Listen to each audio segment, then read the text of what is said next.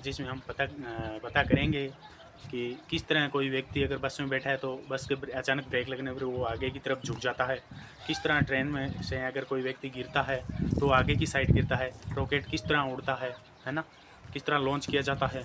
अगर ये सब हम पता करेंगे, ये सब है न्यूटन के गति के नियमों से, है ना। फिजिक्स का टॉपिक है। अगर आप कक्षा 9th और 11th में है तो आपके लिए बहुत फ़ायदेमंद है। आगे के 5 या 7 मिनट के वीडियो में, 5 या 7 मिनट में हम ये सब कुछ जान पाएंगे। तो बात करते हैं, इसमें 2 पार्ट बनाएंगे। एक पार्ट, फर्स्ट पार्ट है जड़त्व और सेकंड है न्यूटन के गति के नियम। तो आइए हम चर्चा करते हैं इसके बारे में। जड़त्व क्या होता है? जड़त्व नहीं, इंग्लिश में बोलते हैं इनर्शिया। यह किसी पदार्थ का वह गुण है जिसके कारण वह पदार्थ अपनी अवस्था में परिवर्तन का विरोध करता है। अर्थात स्थिर है तो स्थिर ही रहना चाहता है, और यदि गति में है तो गतिमान ही रहना चाहता है। जड़त्व शब्द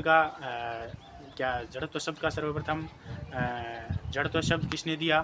तो इसका प्रयोग गैलीलियो ने किया। किसने किया? गैलीलियो ने किया। इसके बाद है जड़त्व वस्तु के द्रव्यमान पर निर्भर करता है। जड़त्व किस पर निर्भर? वस्तु के द्रव्यमान पर, अर्थात जिसका अधिक द्रव्यमान होगा जड़त्व उतना ही अधिक होगा। मतलब आप क्या समझे? जड़त्व इनर्शिया मीन्स यदि किसी पदार्थ का गुण है कि अगर वो स्थिर है तो स्थिर रहना चाहता है, और यदि वह गति कर रहा है तो गतिमान ही रहना चाहता है। मतलब वो जिस अवस्था में है उसी अवस्था में रहना चाहिए। जड़त्व शब्द का सर्वप्रथम प्रयोग गैलीलियो ने किया। और जड़त्व किस पर निर्भर करता है? जड़त्व किस पर निर्भर करता है? द्रव्यमान पर निर्भर करता है। जिसका जितना अधिक द्रव्यमान होगा जड़त्व उसका उतना ही अधिक होगा। जड़त्व 3 प्रकार के होते हैं। विराम का जड़त्व है, गति का जड़त्व है और दिशा का जड़त्व है। इंग्लिश में बात करें तो inertia of rest, inertia of motion, inertia of direction. सबसे पहले बढ़ते हैं विराम का जड़त्व, इनर्शिया ऑफ रेस्ट। जब कोई वस्तु स्थिर या विराम अवस्था में होती है तो वह तब तक विराम में बनी रहती है जब तक उसमें कोई बाह्य बल कार्य नहीं करता। मतलब जब कोई वस्तु विराम अवस्था में है तो तब तक वो उसी जगह पर स्टेबल रहेगी जब उसमें कोई बाह्य बल कार्य नहीं करता। मतलब जैसे सॉरी दोस्तों, थोड़ी सी कैमरा हिल रहा है हवा की वजह से। मैं 1 मिनट आपसे माफ़ी चाहूँगा।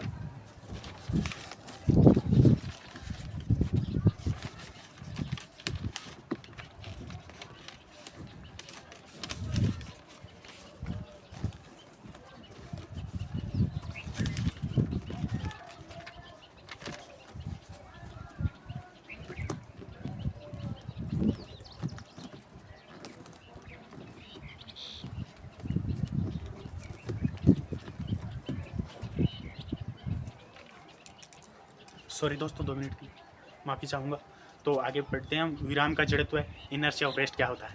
जब कोई वस्तु स्थिर अवस्था में है तो वह तब तक इस विराम में बनी रहेगी जब तक उस पर कोई बाह्य बल कार्य नहीं करता है। एग्जाम्पल की बात करें तो है पेड़ को हिलाने से फल टूटकर गिरने लगते हैं, है ना। मतलब वो स्टेबल था तब तक कुछ नहीं, जब उसको हिलाया तो उससे फल गिरने लगे। मतलब वो उसे अपनी अवस्था का विरोध कर रहा है। जब तक नहीं हिलाया तब तक वो उससे कुछ नहीं हो रहा था, जब हिलाया तो उसके फल गिरने लगे। सेकंड एग्जांपल की बात करें तो सेकंड एग्जांपल है कंबल को छड़ी से पीटने पर धूल के कणों का अलग होना, है ना। जैसे छड़ी से अपने कंबल को पीटते हैं तो छड़ वो कंबल दूर हो जाते हैं, लेकिन वो कण क्या है, एक साइड में रह जाते हैं। तो आगे एक एग्जांपल की और बात करें, गोली मारने से कांच में छेद हो जाता है। गोली मारते हैं तो कांच में यूँ मतलब यूँ बिल्कुल यूँ गोल छोटा सा यूँ होल टाइप में हो जाता है। लेकिन उसी कांच पर अगर हम पत्थर मारते हैं तो कांच के टुकड़े टुकड़े हो जाते हैं, है ना। तो ये था विराम का जड़त्व है, inertia of rest. Second law की बात करते हैं, गति का जड़त्व, इनर्शिया ऑफ मोशन। जब कोई वस्तु गति अवस्था में होती है तो वह समान वेग और समान दिशा में चलती है जब तक उस पर कोई बाह्य बल कार्य नहीं करता। एग्जाम्पल की बात करें तो गाड़ी के अचानक ब्रेक लगने पर यात्री का आगे की ओर झटका लगना। ये हम दोस्तों वीडियो की शुरुआत में हमने बात की थी कि किस तरह कोई व्यक्ति गाड़ी में बैठा है, उसमें अचानक ब्रेक लगते हैं तो आगे की ओर झुकता है। तो वो इस पर आधारित है। मज़ा आ रहा है तो दोस्तों लाइक और शेयर कर दीजिएगा, अपने चैनल को सब्सक्राइब जरूर कर दीजिएगा। गति का ये सेकेंड नियम का एग्जाम्पल है ना, इनर्शिया ऑफ मोशन। सॉरी, दोबारा समझते हैं इसको। जब कोई वस्तु गति की अवस्था में होती है तो वह समान वेग और समान दिशा में चलती है जब तक उस पर कोई बाह्य बल कार्य नहीं करता, है ना। मतलब जैसे गाड़ी स्पीड से 60 की स्पीड से चल रही थी तो व्यक्ति भी 60 की स्पीड से उसमें बैठा था, है ना। अचानक ब्रेक लगी, गाड़ी की स्पीड 0 होगी, लेकिन व्यक्ति उसी वेग उसी दिशा से उसी स्पीड में था। तो ब्रेक लगाई तो वो भी उसे विरोध करेगा उसका, वो भी आगे की तरफ जाना चाहेगा। तो ये इसका नियम था।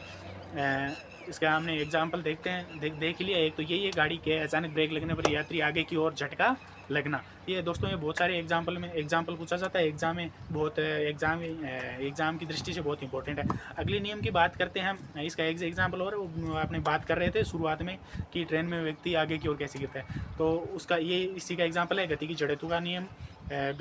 गतिमान ट्रेन से कूदने वाला व्यक्ति आगे की ओर गिरता है ना, यह गति का जड़त्व का उदाहरण है, एग्जाम्पल है ना। गति का जड़त्व 3 प्रकार का होता है, हमने बात की थी। अब आगे बात करते हैं हमें जड़त्व है दिशा का जड़त्व है ना, इनर्शिया ऑफ डायरेक्शन। किसी वस्तु का वह गुण जिस कारण वह अपनी दिशा में परिवर्तन करने में असमर्थ होता है ना। उदाहरण के लिए एग्जाम्पल देखें तो साइकिल को मोड़ने पर बल लगना है ना दोस्तों। सेकंड एग्जाम्पल के बारे में बात करते हैं, कीचड़ को रोकने के लिए वाहनों में पहियों के मडगार्ड लगाए जाते हैं ना। मडगार्ड आप समझते हो, वो लगाई जाती है ना, आगे और पीछे मडगार्ड लगाई जाती है, कीचड़ से बचा जा सके है ना। तो अपने आप समझ ही गए होंगे जड़त्व के बारे में। हमने क्या पढ़ा, जड़त्व है इनर्शिया, जड़त्व है किसी पदार्थ का वह गुण जिस कारण वह अपनी अवस्था में परिवर्तन का विरोध करता है, स्थिर है तो स्थिर रहना, गतिमान रहना चाहिए। जड़त्व सबसे सर्वप्रथम उपयोग गैलीलियो ने किया है ना। जड़त्व है जितना अधिक द्रव्यमान होगा उतना जितना अधिक है द्रव्यमान होगा, जड़त्व भी उतना अधिक होगा। अपने जड़त्व 3 प्रकार के होते हैं, पढ़ लिया। विराम का जड़त्व है, गति का जड़त्व है और दिशा का जड़त्व है। इंग्लिश में बात करें inertia of rest, inertia of motion, inertia of direction, तीनों के बारे में परिभाषाएं पढ़ ली, उदाहरण पढ़ लिए। तो मैं उम्मीद करता हूँ कि आपको समझ आ गया होगा। थैंक यू, धन्यवाद।